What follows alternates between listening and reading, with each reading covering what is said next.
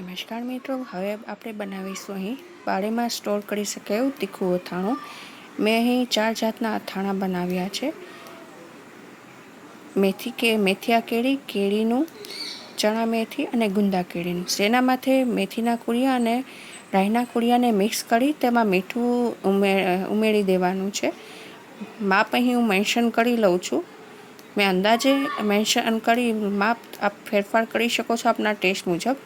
હવે અહીં આપ જોઈ શકો છો મેં આ કુળિયા છે મિક્સ કરી દીધા છે મીઠું નાખીને. ત્યારબાદ 1 લીટર જેટલું તેલ ગરમ કરવા મૂકી દીધું છે અને હવે હિંગ એડ કરીશું. 8 ટેબલ સ્પૂન હિંગ એડ કરીશું.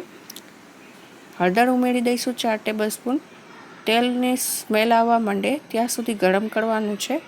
ત્યારબાદ જે કુળિયાને મિક્સ કર્યા છે એના ઉપર તેલ રેડી દેવાનું છે ગરમ એટલે સ્વાદ તેમાં બેસી જાય. જેમ કે આપ જોઈ શકો છો ધુવાણા નીકળવા માંડ્યા છે, તો હવે ગેસની ફ્લેમ ઓફ કરીને ફરતે તેલ રેડી દઈશું. અને હવે રેડી દેવા બાદ એને હલાવવાનું નથી. રેડી દીધા બાદ એને કલાક માટે ઢાંકીને રાખવાનું છે, જેથી કરીને એ સેટ થઈ જાય. ત્યારબાદ 1 કલાક પછી બરાબર રીતે મિક્સ કરવા પહેલાં આપણે એમાં મરચું ઉમેરી દેવાનું છે. મેં કાશ્મીરી મરચું લીધું છે, માપ મેં મેન્શન કરી દીધું છે. હવે પ્રોપરલી મિક્સ કરી દેવાનું છે. જેમ કે આપ જોઈ શકો છો હવે જે મિક્સ થઈ ગયું છે એને 15 દિવસ માટે રેસ્ટ ઉપર રાખી દેવાનું, જેથી કરી સ્વાદ બેસી જાય.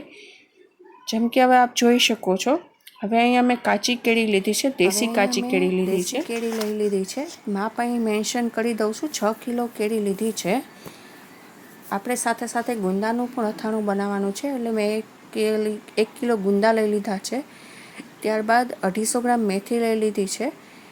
મેથીને આપણે પલાળી દઈશું બરાબર ધોઈને કેળી સાથે. કેળીના કટકા કરી લેવાના છે. જેમ કે આપ જોઈ શકો છો કેળી અને મેથી બંને સાથે ધોઈ નાખી છે મેં.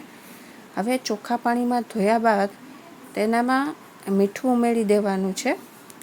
2 ટેબલ સ્પૂન જેટલું મીઠું અને હળદર ઉમેરીને મિક્સ કરી લેવાનું છે. જેમ કે આપ જોઈ શકો છો હવે મેં આમાં મિક્સ કરી દીધું છે કેળી અને મેથીનું. આ પ્રિપરેશન થઈ રહી છે મેથિયા કેળીના અથાણા માટેની. હવે એને આખી રાત રાખી દેવાનું છે. ત્યારબાદ ગુંદાની તે પ્રિપરેશન કરવાની છે. એના માટે ગુંદામાંથી બીજ કાઢી મીઠા ભભરાવીને રાખી દેવાનું છે. ત્યારબાદ ગુંદામાં ખાટું પાણી ઉમેરી દેવાનું છે કેળીમાંથી નીકળેલું, અને એને 6 કલાકનો રેસ્ટ આપવાનો છે.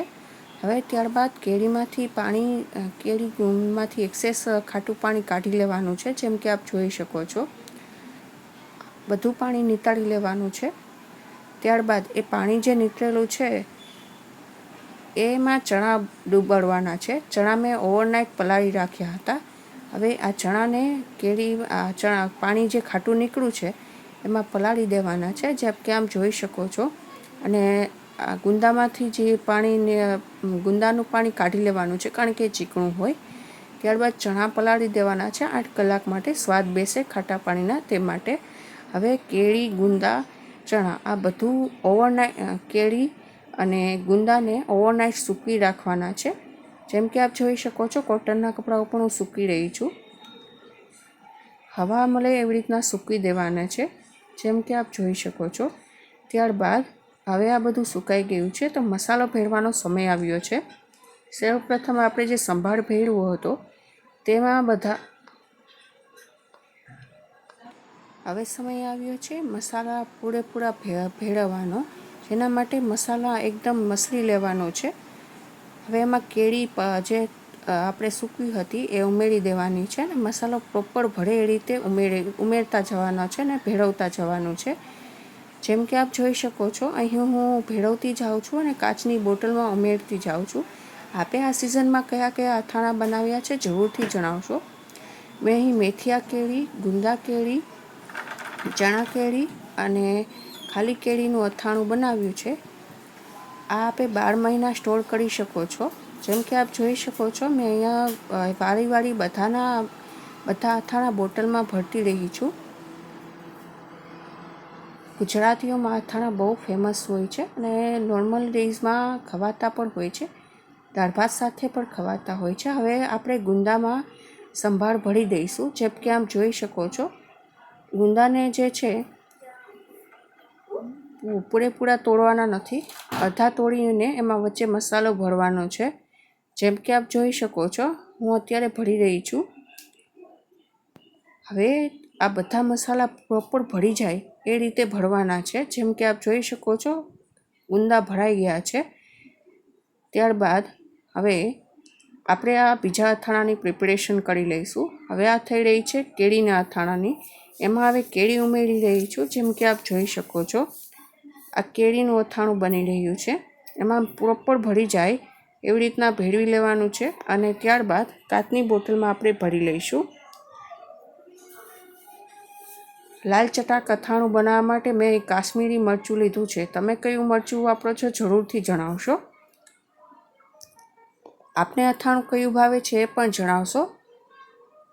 જેમ કે આપ જોઈ શકો છો, હવે હું અહીં અથાણા છે કાચની બોટલમાં ભરી રહી છું. કાચના બોટલમાં ભરવાથી અથાણું એવું ને એવું રહે છે, ભાડેમાં સ્ટોર કરવા માટેનું. ક્યારેય પણ પ્લાસ્ટિકની બોટલમાં ભરશો નહીં, અથાણું કાળું પડી જશે. જેમ કે આપ જોઈ શકો છો, એકદમ દાબીને હું ભરી રહી છું ગુંદાનું અથાણું. આપને અથાણામાં ગળ્યું અથાણું ભાવે છે કે તીખું એ જરૂરથી જણાવશો. મારું તીખું અથાણું ફેવરિટ છે મેથીયા કેળીનું. તમને કયું ભાવે છે જરૂરથી કમેન્ટ કરજો. સાથે સાથે એ પણ જણાવશો મારી રેસીપી આપને પસંદ આવી કે નહીં. જી, હવે આપ જોઈ શકો છો અથાણા હું ભરી રહી છું. દાબીને ભરશો જી, જેથી કરીને અથાણા બગડે નહીં.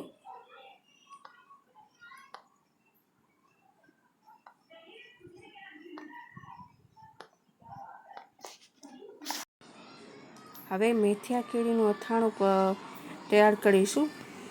એમાં હવે મસાલા મિક્સ કરીને બોટલમાં ભરી દઈશું.